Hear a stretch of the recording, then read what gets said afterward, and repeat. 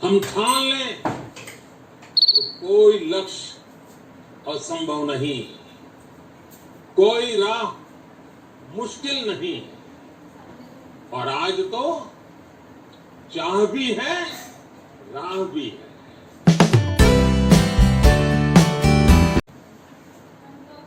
ये है भारत को आत्मनिर्भर बनाना। भारत की संकल्प शक्ति ऐसी है कि भारत आत्मनिर्भर बन सकता है। साथियों, आत्मनिर्भर भारत की ये भव्य इमारत 5 पिलर्स पर खड़ी होगी।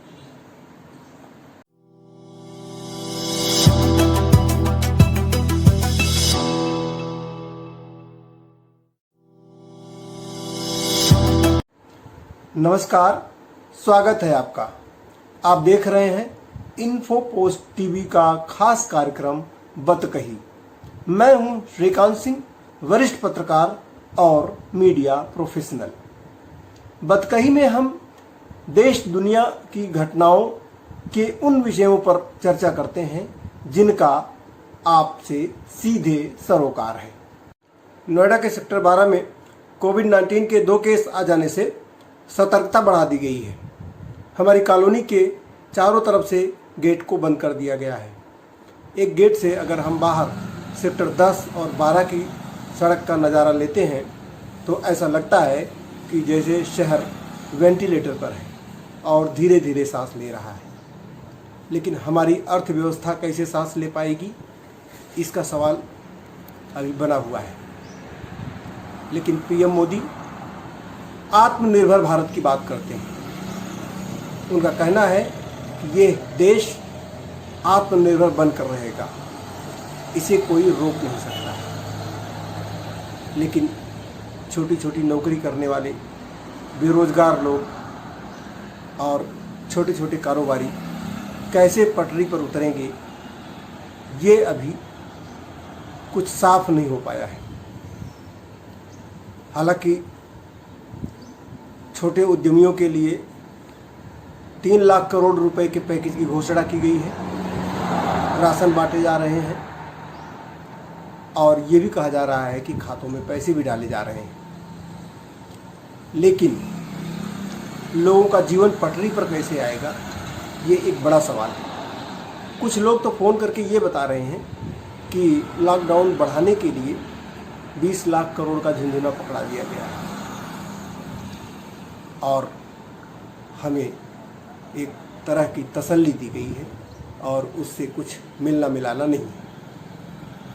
आइए एक बार पीएम मोदी को दोबारा सुनते हैं और थोड़ा समझने की कोशिश करते हैं कि आखिर भारत आत्मनिर्भर कैसे बनेगा।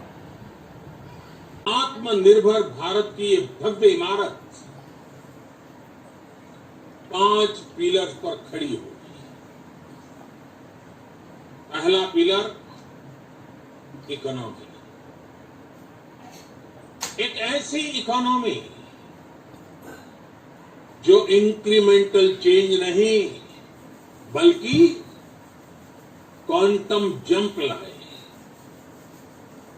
दूसरा पिलर इंफ्रास्ट्रक्चर।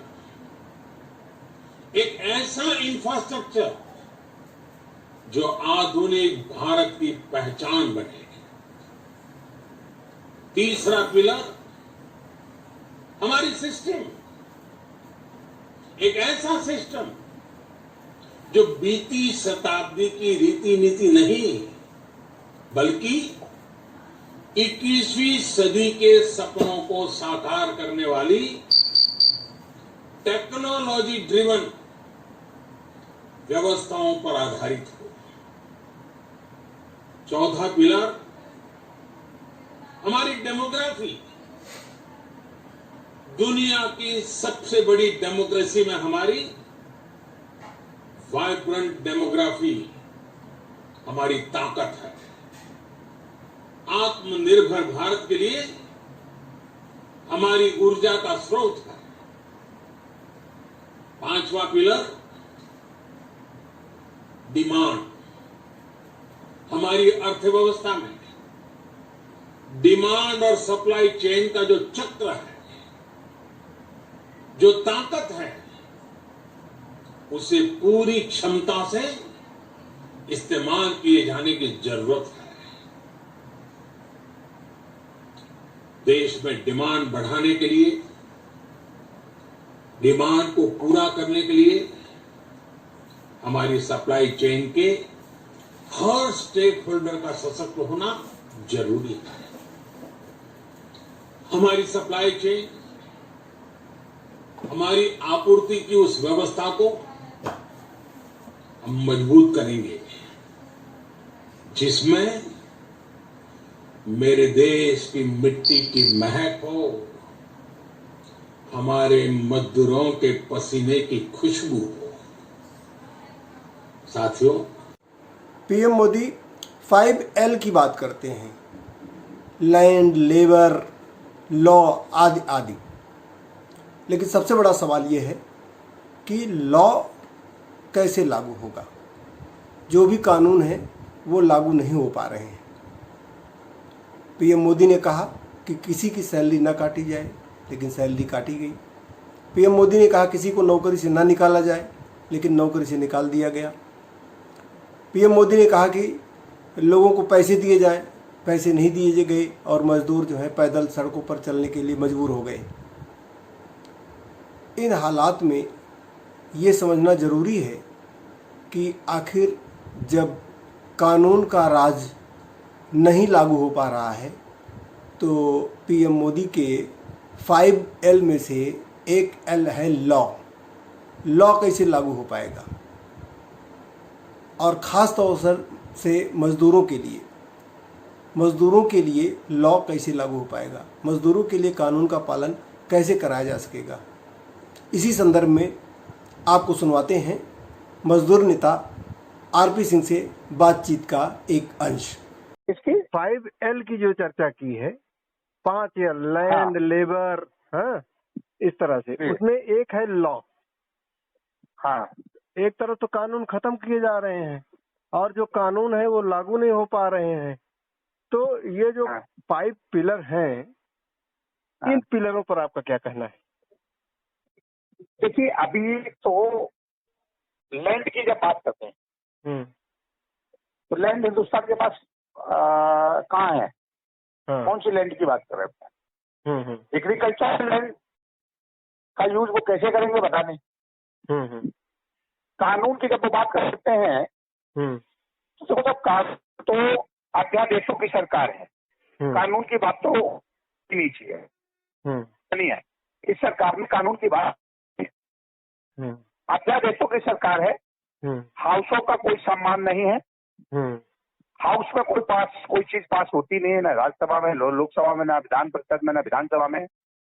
इसके पास किए कानून, लोकसभा, राज्यसभा, विधान परिषद, विधानसभा, इनके पास हुए कानूनों को ये सरकार अध्यादेशों के माध्यम से खत्म कर देती है। अध्यादेशों के माध्यम से कोई कानून बना देती है। तो कौन सा कानून इतने लंबे समय तक चलेगा काम ना? किसी का जीवन, किसी भी कानून का जीवन अब रहेगा। ये माननीय प्रधानमंत्री जी, माननीय गृह मंत्री जी के विवेक पर निर्भर करता है कौन सी चीज कितने देर तक काम करेगी। अभी 5 पिलर हैं, अभी 4 पिलर रह जाएंगे। कौन सा पिलर उनको कहाँ बिठाना है? क्योंकि इस समय वो भारत भाग्य विधाता वही है। जो भारत भाग्य विधाता जनमानस होता था भारत का, जो रविन्द्रनाथ टैगोर ने जिसको भारत भाग्य विधाता कहा था, तो भारत भाग्य विधाता वो आज नहीं है। आज भारत भाग्य विधाता जो है वो हमारे आदरणीय प्रधानमंत्री गृह मंत्री जी हैं। आपने देखा कि लोग कह रहे हैं कि यह अध्यादेशों की सरकार है, सदन का कोई सम्मान नहीं है। सिर्फ एक अध्यादेश से आपके सारे शोषण से लड़ने के अधिकार समाप्त कर दिए जाते हैं। तो प्राइवेट सेक्टर में नौकरी का विचार त्याग दीजिए और अपनी क्षमता के अनुसार किसी छोटे बिजनेस या कारोबार के बारे में सोचना शुरू कर दीजिए। आज फिर आपके लिए हाजिर है एक आसान बिजनेस आइडिया। आज हम आपको बता रहे हैं कि किस प्रकार आप एक मशीन से 30 प्रोडक्ट बना सकते हैं। ये मशीन प्रोडक्ट पर तरह तरह के प्रोडक्ट पर प्रिंट करने वाली मशीन है। 12,500 रुपये में यह मशीन आपको मिल जाएगी। पूरी जानकारी के लिए आप डिस्क्रिप्शन बॉक्स में दिए गए लिंक पर जा सकते हैं। रचनात्मक पत्रकारिता की दिशा में एक छोटा सा कदम है इन्फोपोस्ट टीवी। इस कदम को आप बहुत तेजी से आगे बढ़ा सकते हैं। इसके लिए इस चैनल को लाइक करें, शेयर करें, सब्सक्राइब करें और बेल आइकन का बटन जरूर दबाएं, जिससे आपको हमारा नया वीडियो सबसे पहले मिले। इसी के साथ श्रीकांत सिंह को दीजिए इजाजत। नमस्कार।